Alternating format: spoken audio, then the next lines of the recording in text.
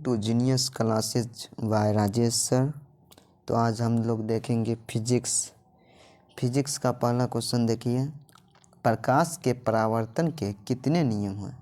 तो इसका आंसर हो जाएगा बी में क्या है 2, तो इसका दूसरा 2 का नियम होता है।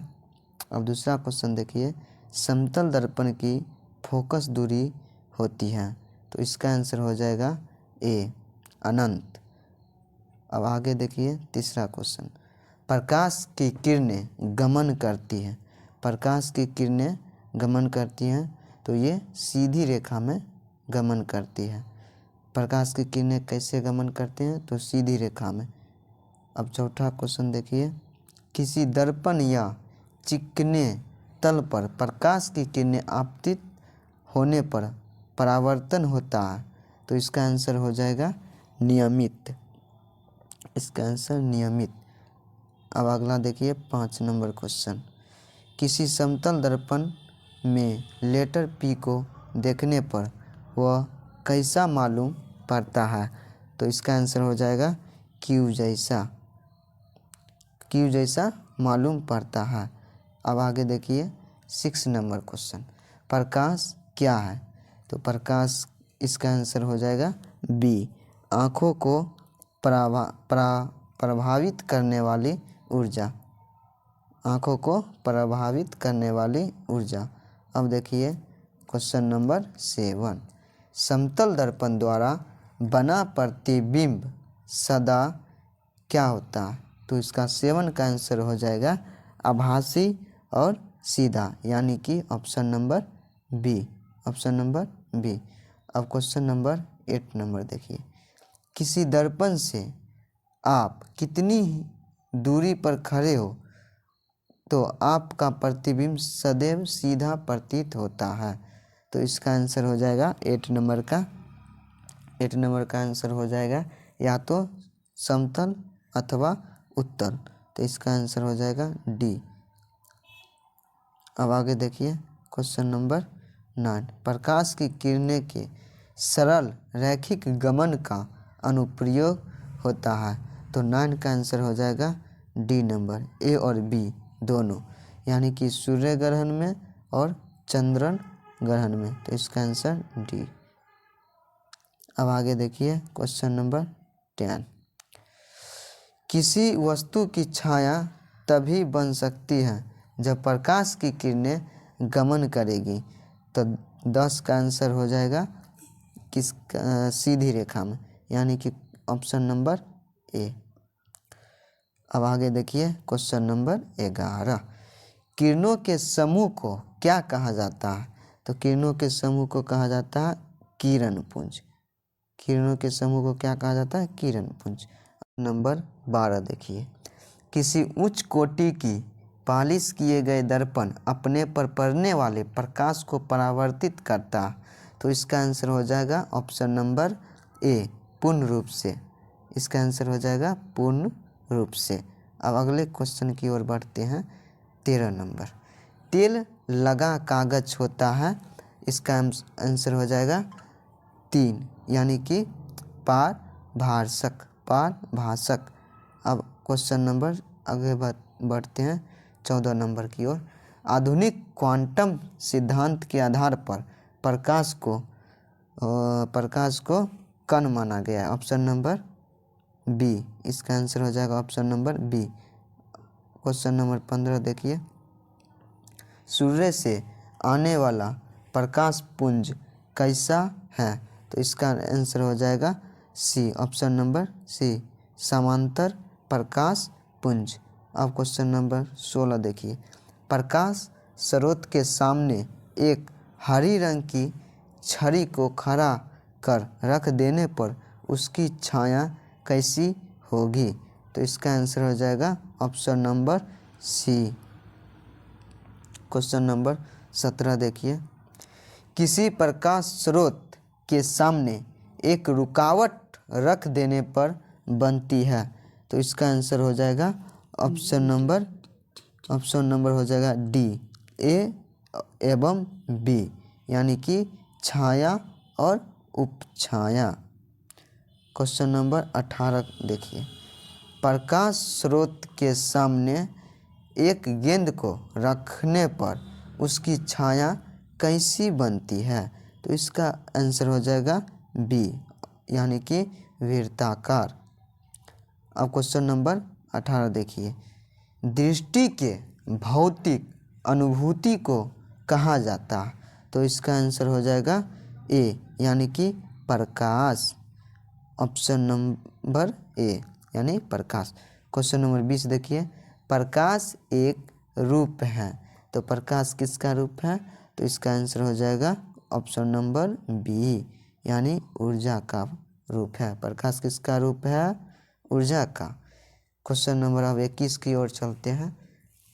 दिया हुआ है 21 नंबर में, किसी माध्यम में प्रकाश की किरणें माध्यम के कणों को क्या करता है? तो ऑप्शन नंबर इसका हो जाएगा ए, बी एवं सी, यानी इसका आंसर 3 हो जाएगा। गर्म करती है, प्रकाशित करती है, माध्यम के कणों में गति प्रदान करती है, यानी कि इसका ऑप्शन नंबर डी आंसर होगा। अब क्वेश्चन नंबर 22 की ओर चलते हैं।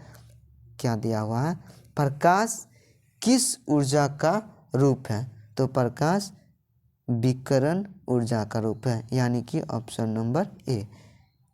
अब क्वेश्चन नंबर 23 की ओर चलते हैं।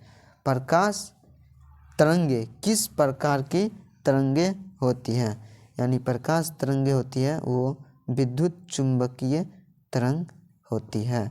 तो अब चलते हैं क्वेश्चन नंबर 25 की ओर। प्रकाश तरंगों के गमन के लिए किस प्रकार के माध्यम की आवश्यकता है?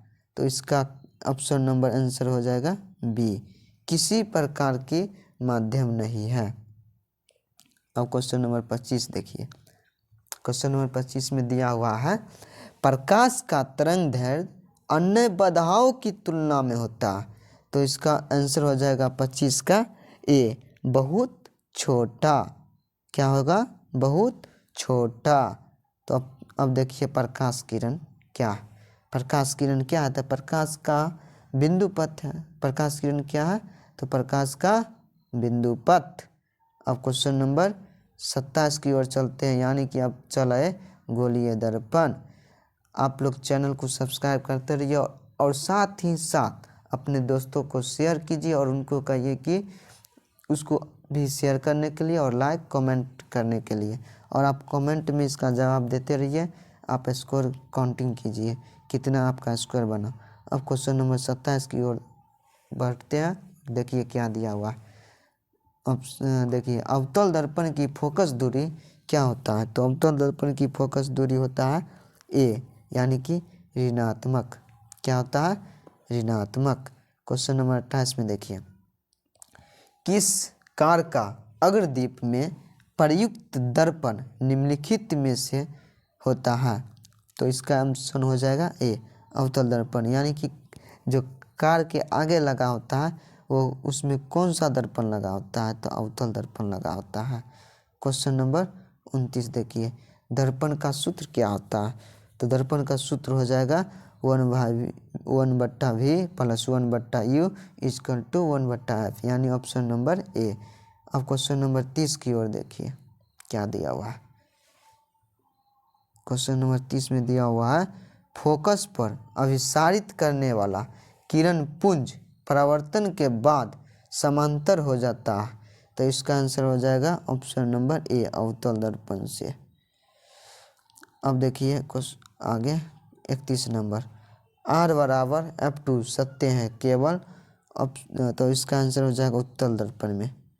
यह केवल उत्तर दर्पण में सत्य है, F बराबर R/2। अब क्वेश्चन नंबर 32 की ओर बढ़िए, किसी बिंब का अवतल दर्पण द्वारा बना प्रतिबिंब आभासी, सीधा तथा बिंब से बड़ा पाया गया वस्तु की स्थिति कहाँ होनी चाहिए? तो इसका आंसर हो जाएगा डी, दर्पण के ध्रुव तथा मुख्य फोकस के बीच। अब क्वेश्चन नंबर 33 की ओर देखिए, कौन सा किरण आरेख सही नहीं है?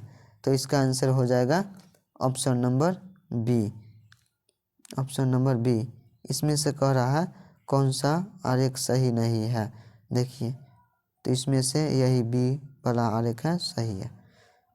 अब देखिए 34 नंबर क्वेश्चन, अवतल दर्पण के प्रकरण में किसी वास्तविक और उल्टे प्रतिबिंब के लिए आवर्धन होता है, तो इसका आंसर हो जाएगा ऋणात्मक। अब आगे देखिए 35 नंबर क्वेश्चन, अवतल दर्पण में आभासी और सीधे प्रतिबिंब के लिए आवर्धन होता है, तो इसका आंसर हो जाएगा बी, धनात्मक। अब आगे देखिए क्वेश्चन नंबर 36, अवतल दर्पण के सामने वस्तु को कहाँ रखा जाए ताकि प्रतिबिंब उल्टा, वास्तविक और समान आकार का बने, तो इसका आंसर हो जाएगा 36 का वक्रता केंद्र पर, यानी कि ऑप्शन नंबर सी। अब आगे देखिए क्वेश्चन नंबर 37, एक प्रयोग में अवतल दर्पण द्वारा किसी बिंब का प्रतिबिंब एक पर्दे पर प्राप्त किया जाता है।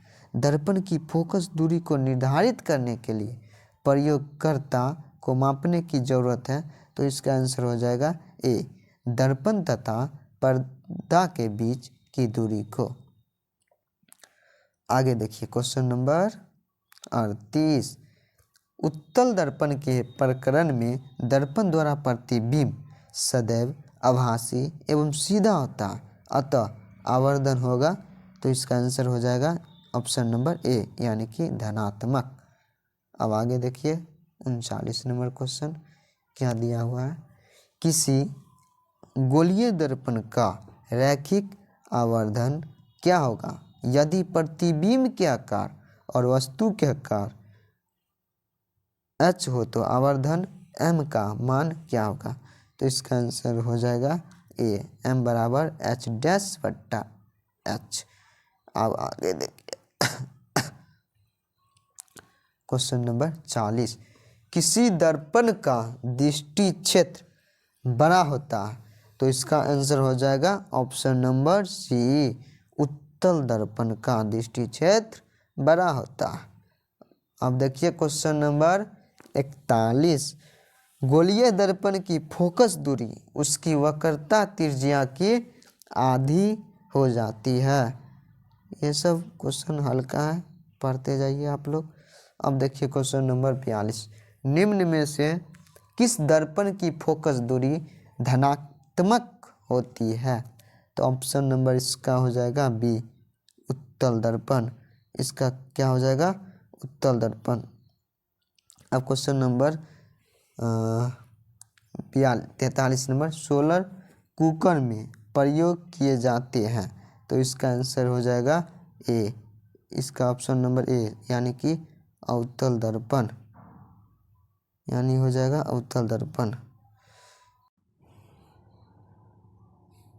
तो अब आगे क्वेश्चन देखिए 44 नंबर, रोगियों के नाक, कान, गले आदि की जांच के लिए डॉक्टर कौन सा दर्पण प्रयोग करते हैं, तो इसका आंसर ए हो जाएगा अवतल दर्पण। डॉक्टरवा सब यही अवतल दर्पण प्रयोग करता है। अब देखिए क्वेश्चन नंबर 45, I=R नहीं लागू होता है, तो इसका आंसर हो जाएगा किसी में नहीं, तो इसका आंसर क्या हो जाएगा ऑप्शन नंबर डी।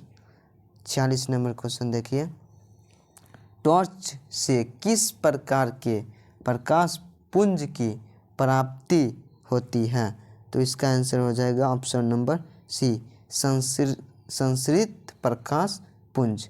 अब देखिए क्वेश्चन नंबर 47, 20 सेंटीमीटर के फोकस दूरी वाले अवतल दर्पण को सूर्य प्रकाश के सामने रखा जाता है, इसके सामने डी दूरी पर रखी माचिस की तीली जल उठती है, तो डी का मान क्या होगा, तो इसमें डी का मान हो जाएगा option number A, 20 centimetre.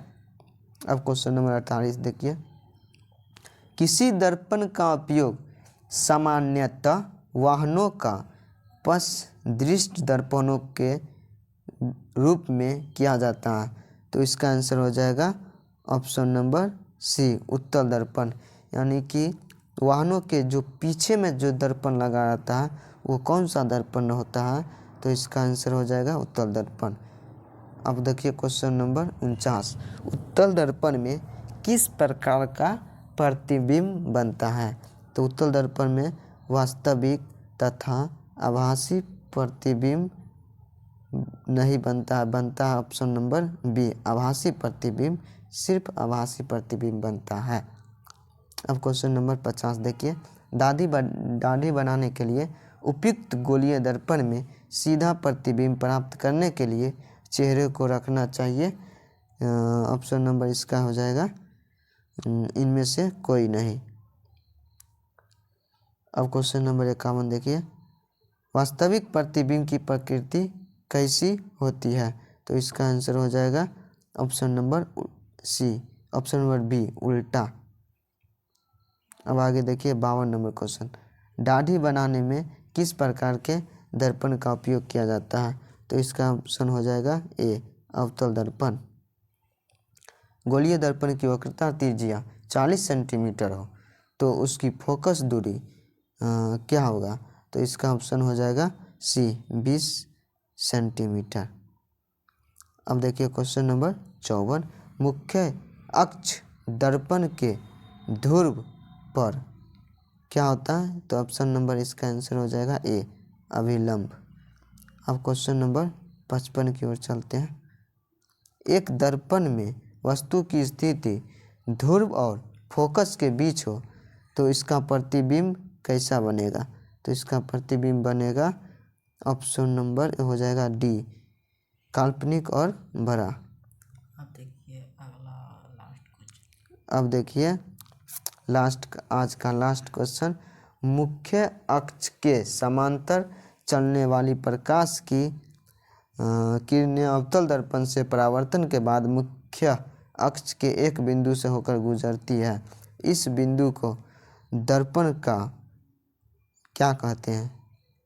Option number इसका हो जाएगा डी नहीं सी फोकस कहते हैं।